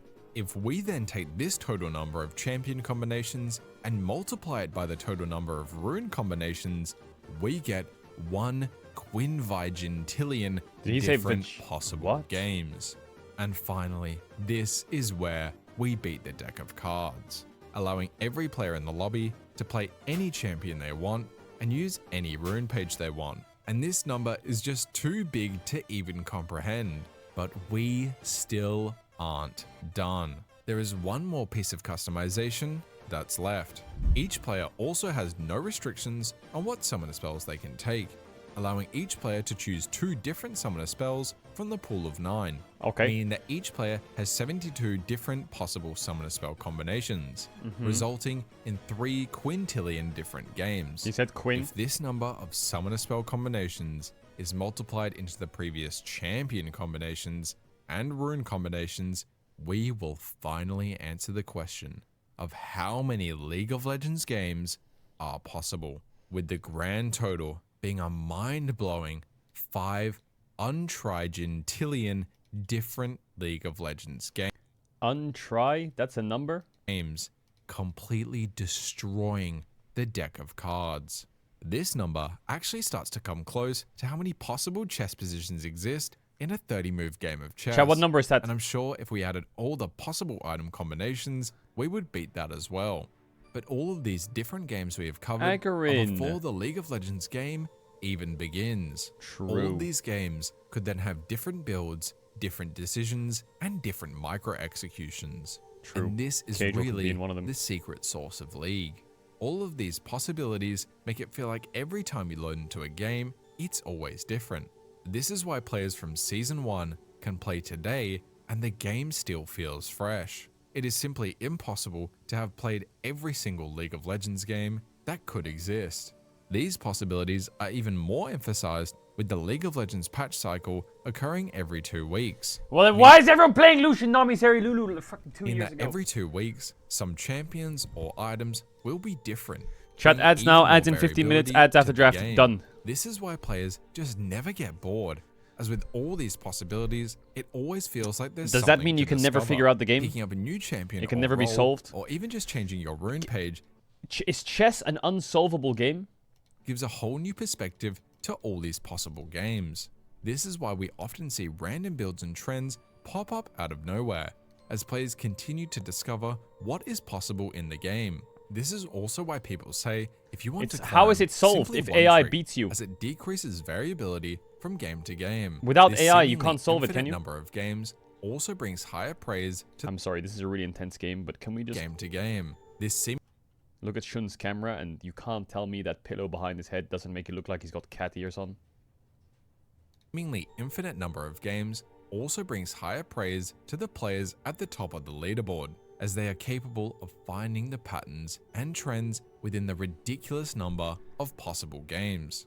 And this is why I love League of Legends, because no matter what I play or have AI played can't play previously, chess? it always feels like there's something Well, what is to Stockfish discover. then? Subscribe for more interesting League of Legends content.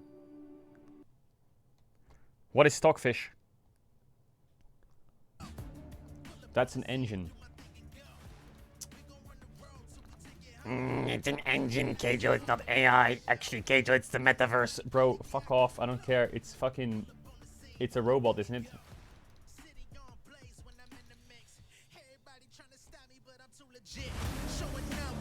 Chat, we got a problem. We have a problem. And if you know League well enough, you'll know that this problem is a big problem. Tomorrow is FlyQuest versus G2. That's tomorrow. Captain Flowers is casting it.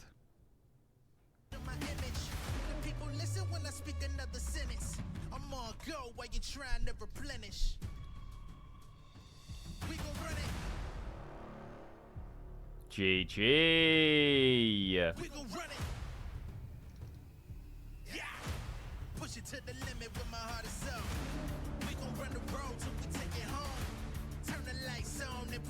And tomorrow is Freedom Day. It's the day of independence.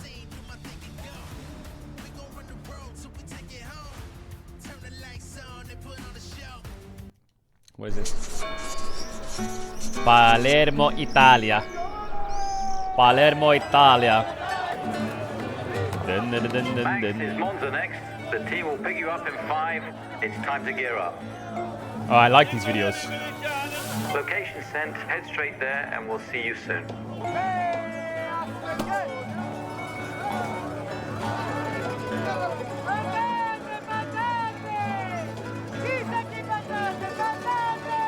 Italia. Radio check. Copy that. Just firing up. Just firing up.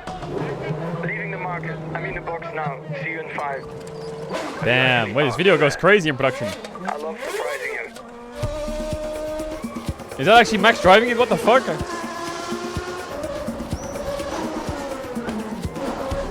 My co-worker.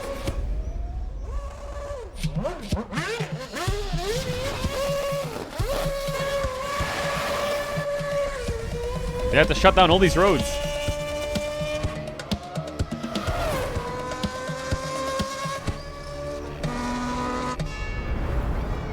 Holy camera. Okay, Max. Approaching the city center. Please try to stay under the radar. I'll do my best, boys.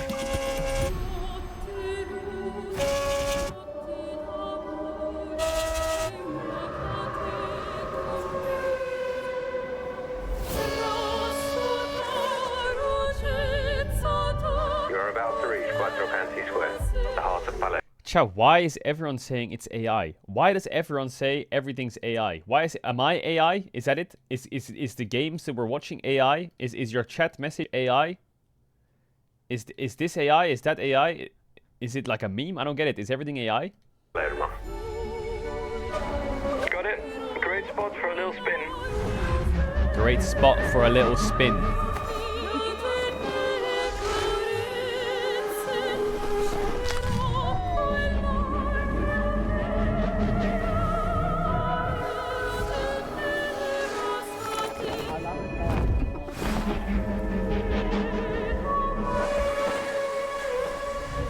Damn, imagine filming that. Max? Sorry, guys. Couldn't resist. Copy. Now head straight down this main road. We've got 3 minutes.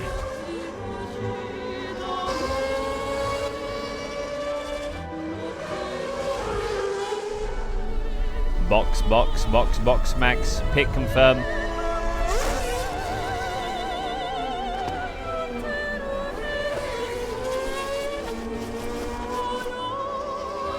Max, you should head to the coastal road.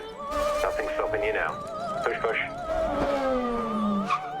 Everything alright? Yes, just hit a little snack, guys. Okay, back on track. Straight ahead. The clock is ticking. Push. That's a fucking bumpy road.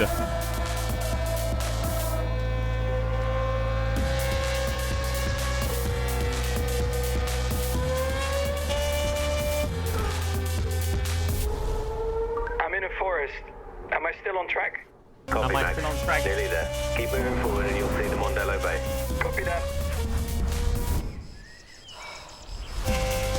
Is this the future? Chow, what city in Italy is this?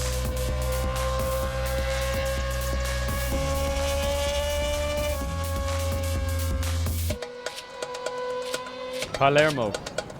Oh, is that a city? Water ahead. Good work. You're almost there. Beach I thought the Italian GP Sorry, was Max. in Monza. Head down and stay focused. Okay, you're the boss.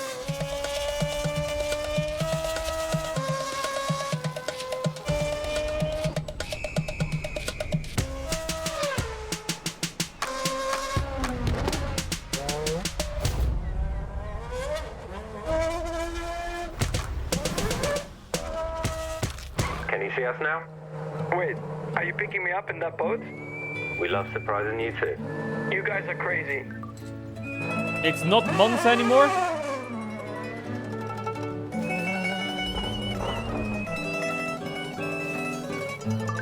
We got you. Box. Box.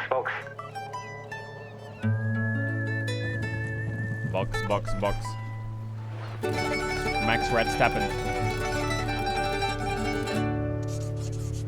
Chai, you think about it? If you make AI and your AI gets so good at AIing, is AIing a verb? Maybe it is. You get so good at AIing that the AI makes its AI, makes its own AI to make its own AI to do its AI stuff. When does the AI stop making AIs to AI itself? You know what I'm saying? Because then what's real and fake anymore? And then does the reality of us living in a simulation just happen? Maybe it already has happened. You watch me play League, you might think to yourself, how is that possible? Long back to pistols, back to pace, into B, and in your face, Modesty! How did that shot hit? Modesty! In your face! Pistols back to One. pace, Two. into B, and in No. No. That's bug. your face, Modesty! 3 Deegs in 3 shots, and he wants every single one! Yo, don't leave him hanging. Haven't seen something like that! My goodness! That's Take AI. a bow, Modesty! That's It's AI. been the Nico show up until this point, but with that display right there, Modesty cements himself as a real front runner in this series. And if these two can find their footing, I mean, that's probably player of the year right there. Look at this. AI Unbelievable slop. scenes. Like it's a pug. Like it's easy. Like it's on rails. Whoa, whoa. Europe's last stand! Well, not last, but upper bracket stand. Now you might be thinking, wait, FlyQuest have played, G2's played, Koi's playing, when does the second seed from NA play? They don't. They're at home in Cancun.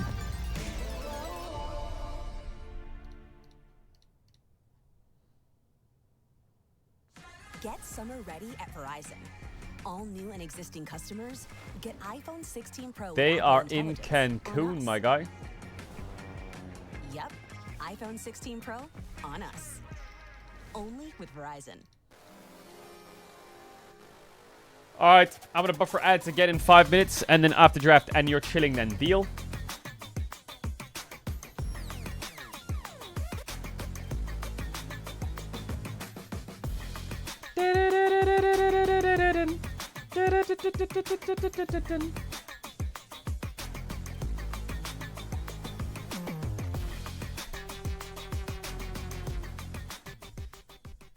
Okay, ads now, chat. Because actually I run them in 2 minutes. How does side selection work? The higher seed chooses side. So I think Koi has high side selection. Do you think Koi can win today? Be honest. Yes, I do. I really do think they can win.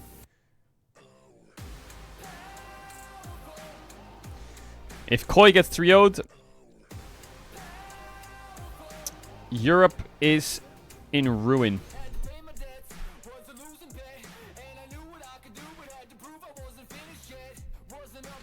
By the way, chat, I have pinned a comment in the chat. I don't want to be a sellout or whatever, but I've pinned a comment in the chat. If you have Instagram, hopefully this isn't too loud. It's the MSI Grand Final, all-inclusive with travel and accommodation. I'm giving away 2 tickets to the MSI Grand Final, all-inclusive with travel and accommodation covered. All you have to do to enter is comment your favorite team at the tournament, like this video, and follow Caedrel and LoL Esports on Instagram. Good luck. That is not AI. I filmed that in a bush. On a telephone. Will you pay for first-class travel? Shut your fucking dumbass up, idiot. The fuck are you on about?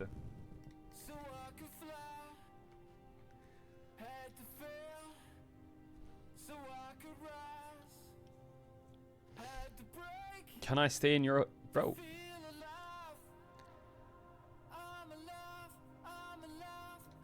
Oh my god, it's my turn today. It's my turn. If mid gets gapped, it's an NA mid. If mid gaps, it's an EU mid. Oh my god. W day today.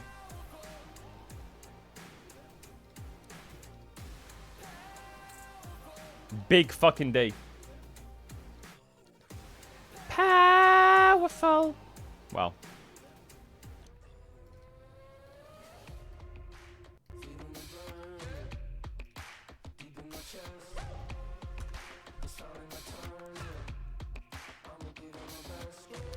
I followed your Instagram regardless of the giveaway because you have the best posts and the best reels. Jolly man, I'll give you a raise. I will give you a raise.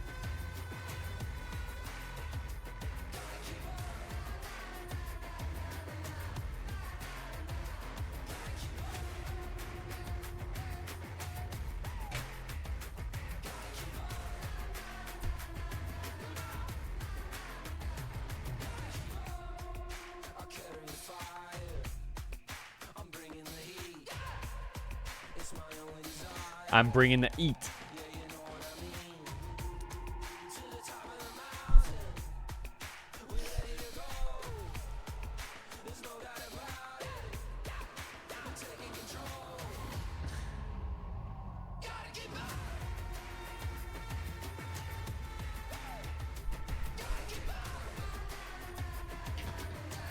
No. My lips hurt so much.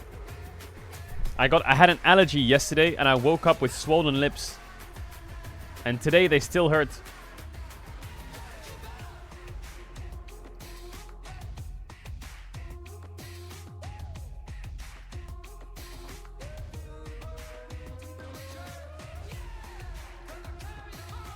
JJ.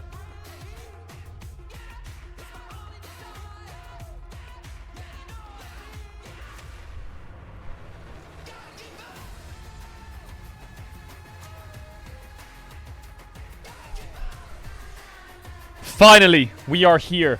We are here to witness. We are here to witness Europe beating the LPL. BLG, get ready. Koi is heading to the upper bracket finals.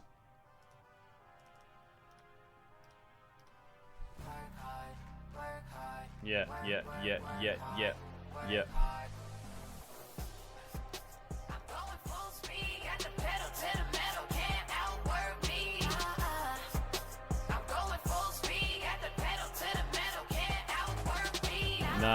Nah. Can't outwork me, yeah. Outwork me, full speed, pedal metal, full speed, yeah. Oh no, they cut the song early. Fuck, I want to listen to that song. Alright.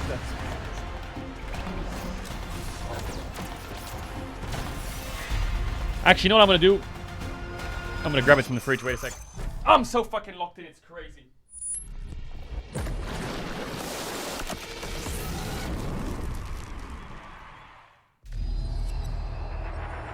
Something is coming. It's building, rising from within.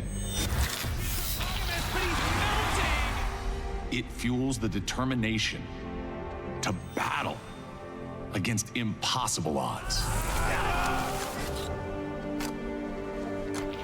The fire within. Let me throw it down to the ground, make them turn around. I'ma look at you from the top, howling like a hound. It's not gonna happen, but in the back, huge! He's just too strong! It awakens here. W. It awakens now. It was just big fucking W! Welcome to MSI 2025! Yo, get me into game now. Welcome everyone to MSI 2025 live from Vancouver, Canada. It is get me into game now. Chat, the pace today is gonna be crazy. If you came into the stream hoping for me to be muted, remove the cam and not yap, today's a bad day because the yapping is gonna be absolutely historical today. G2 still here, but a big hope for Europe. Been on Knight. Of course, the long-awaited Supa, Faker Day is El also here. Yoya, We have and CFO Mirwin. T1 later, but we're gonna start off with Oh my god, Movistar we got Koi with El Yoya, it's such a you see blessing here. because we But got maybe most T1 later. importantly today, We got T1 later. How nice is that? We got T1 later. Canada. Joined by Raz and Kobe. Definitely so. Are you jealous that Chat, we what got is the him? Canadian national anthem? Canadian national I anthem. was actually really proud to send him off. You know, our North American export, and he's Oh, done so Canada. Well it's actually worked out for both of us. So you know what? Okay, Our native land. I like it. Let's take a look at the bracket because why did I say it's kind of an important one for Europe? Because this is a very difficult matchup, BLG versus MKOI, but we do want one team to stay in the upper bracket if possible. But of course, if you missed it yesterday, Canada. the 4th of July, Raz, what will we have? North America versus Europe, baby. It's back again and a perfect date. I cannot wait for that. It's crazy. It's I don't so even rigged. know how that happened. The script is There's so good. no way you really fuckers is, the made script NA writers are versus working EU over They are. Let's on see what they Independence do Day. today, That though, is crazy. And yeah, it's Movistar Koi That on is the crazy. international stage. Oh, wait a minute. What? I feel like, is the curse back? Is this? I feel like I've seen this team before. It's okay. The only freedom you'll get is he's free to go home after we fuck you up. Get back to America, buddy. Era, but this is different, okay? This is a new team. They are Movistar Koi now. Remember the name. This is how it's supposed to be said. New paint job. Understood. Yes, and what I think is really important here is that in this new era, we have Elyoya Koi's at the helm. historic placements, Elyoya, 15th, we 12th, tried to 16th, discuss yesterday, 47th. like how we see Elyoya is how you see Inspired. That is who Damn! Elyoya is Oh my for God. us. It's absolutely insane, you know, from spring champion to rookie of the split, going to every single. That's my international match tournament. history. He's a boss, and he took the responsibility in this roster to say, this can be something that I work on as a captain. I'm going to be a leader. I'm going to make it happen. And hey, Yoya they won popping off. spring. And I love how proactive he is. You know, he's not scared of like skipping camps to go for ganks, doing the level 3s. So really excited to see him on stage here. Yeah, especially with how he and Alvaro have just performed incredibly well. I still remember in my mind, Game 2 versus G2, Alvaro like having an insane Rel ulti. I feel like he has been really good for the team. Same with, of course, the captain. I always say, if you see him blocking Nico or Rakan, they're in for trouble, baby. Nice. That's at least what I'm hoping today. But they're up versus BLG, who we already saw in the I did put Alvaro over on. I did do that. Yes, I did do that. absolutely dominated the plans. They were a If I'm step wrong, above every you can flame me. other team If there, I'm right, including G2. you can flame me. Whatever happens, flame me. But look at some of the stats that they racked up. You know, first blood percentage, Drake control, hero control, the blessings there. That is the. If Alvaro gets gapped by on, everyone will say, see, Caedrel, you're stupid as fuck.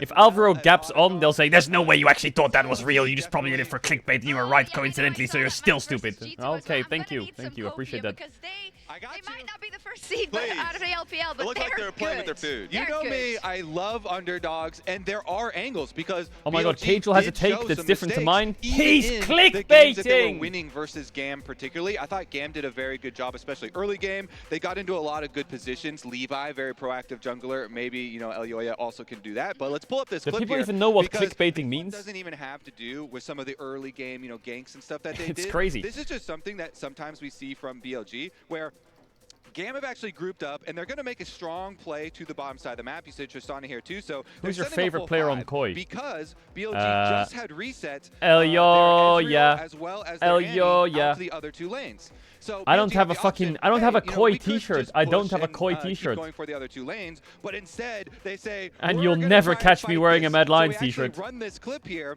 and sometimes they do take fights they don't necessarily have to. Gam here are set up to tank the tower with the Scion.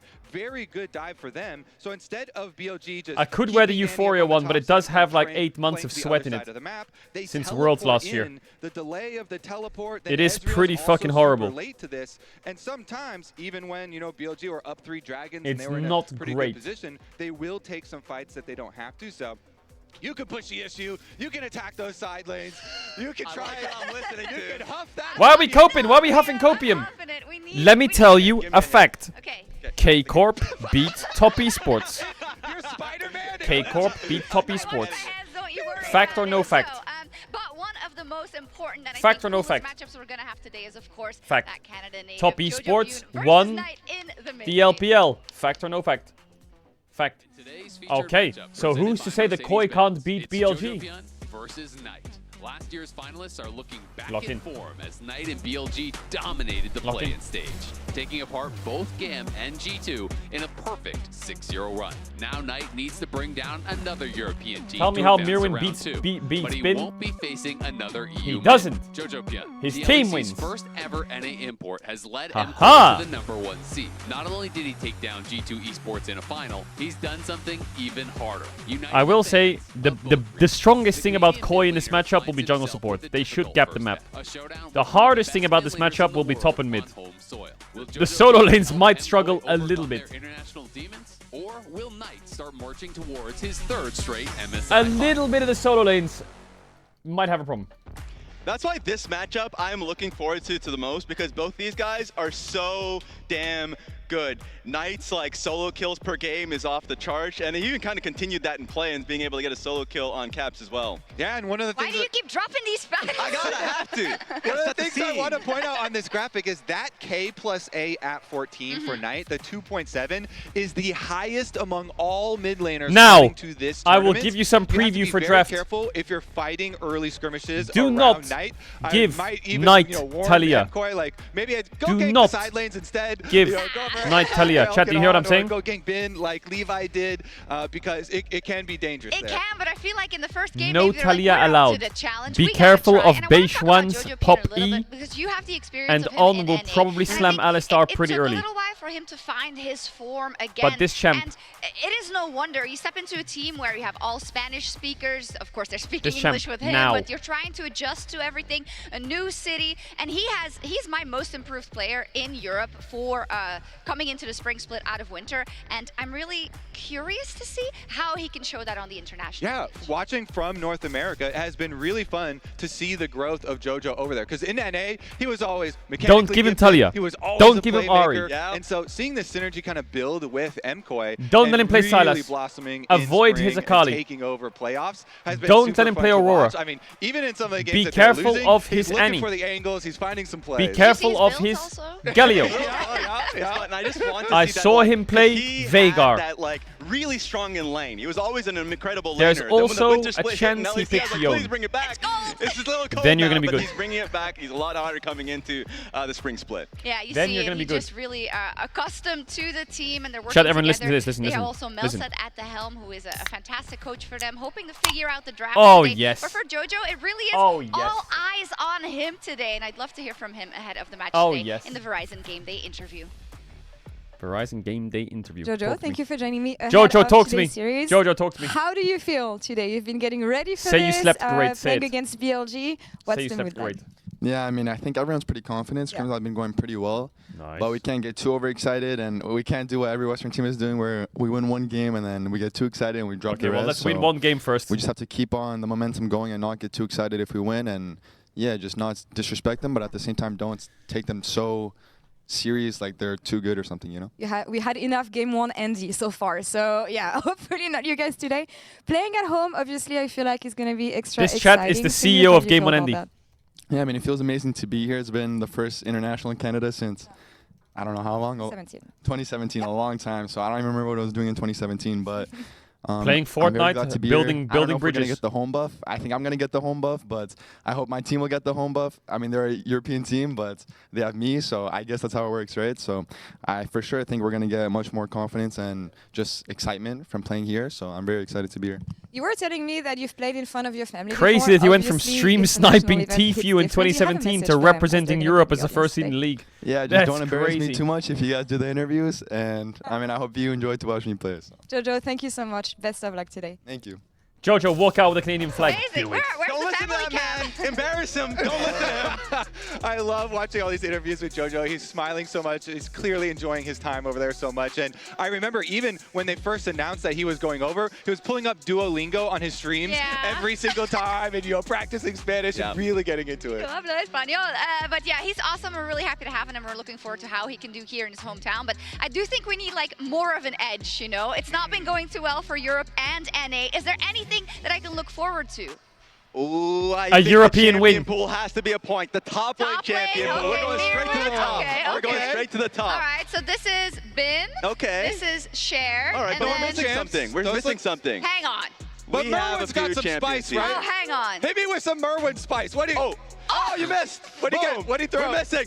Slapping with the Aurora. We're slapping with the Aurora. We got the Gragas. cannon, all right? Why not? We got the Nico in there. If What you have did a we few more, drop? throw them in there. We dropped The Gragas. pumpkin. Drop the karma. We dropped There's- Not the karma. Oh, Varus we is have a an real important flex one. from GX Mirwin on Knight red needed side. to known this one. We got the Vex, so we'll throw the And Vex also, in there as well. this one might be. Oh, Nidalee, I kind of like that. Yeah. That Nico, by the way, could be an AD Nico. I like the AP Nico a little better. Okay, so actually my favorite one isn't even on here because it was last year, all the way back in winter. The Fiddlesticks top that he used versus Giant X, because I want to see some like Fiddlesticks Nocturne compositions. You're getting that fear synergy, getting the extra move speed, turning out the lights, some really, really spicy stuff. I hope that we get to see. I think we might get spicy stuff in like game 4 or 5, but I feel like Koi has pretty good drafting for the meta right now. I think they're a good meta team. They don't need to go too off the script. Voted at Massacre GG on X. They what? Okay. I actually think.